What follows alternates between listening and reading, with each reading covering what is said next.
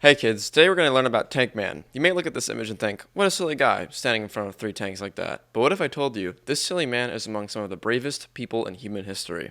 To learn how this man is so brave, we have to first understand the CCP, or the Chinese Communist Party. The Chinese Communist Party is what runs China. It's their government. They control everything that happens in China, and the CCP is also really controlling of what each citizen can and can't do. For example, they control what they're allowed to learn about. They don't really have any religious freedom, and sometimes they're just forced into labor.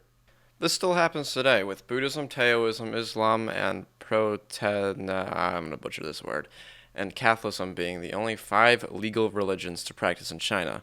If you practice any other religion, such as underground Catholicism, house churches, and Falun Gong, you will face different degrees of harassment, including imprisonment and torture. Going back to the year 1919, this is when students of China first started protests in Tiananmen Square.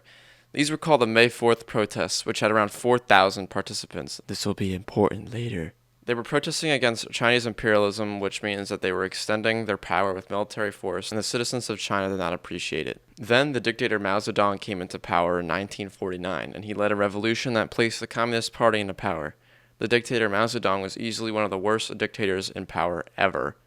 Think about how many people Hitler killed, and then think about how many people Stalin killed, and then add them together, and it's still not the number of lives that Mao Zedong was responsible for in between the years 1958 and 1962. Then, in April 1976, there were more protests in Tiananmen Square.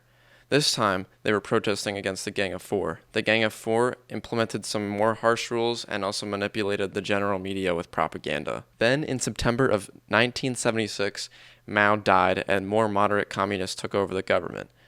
Then, in 1987, students marched in Tiananmen Square to protest the lack of democracy in China. Then, in 1989, Hu died, and students went to Tiananmen Square to honor him. Hu opposed corruption in the Chinese government, so the people were not happy when he died. This event is really what started the Tiananmen Square protests, and in April 19th, 1989, the number of protesters grew to 20,000.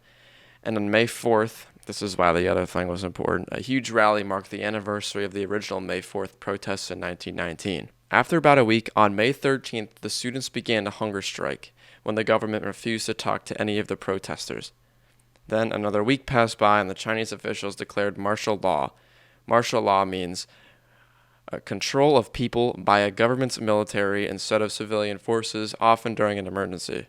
This basically means the government was allowed to control the situation by military means, and it gave the green light to use weapons to clear the area. And on June 4th, it resulted in the deaths of thousands of civilians and leaving many others wounded. After all of this, on June 5th, 1989, Jeff Wedener takes a picture that would soon appear on newspapers all around the world.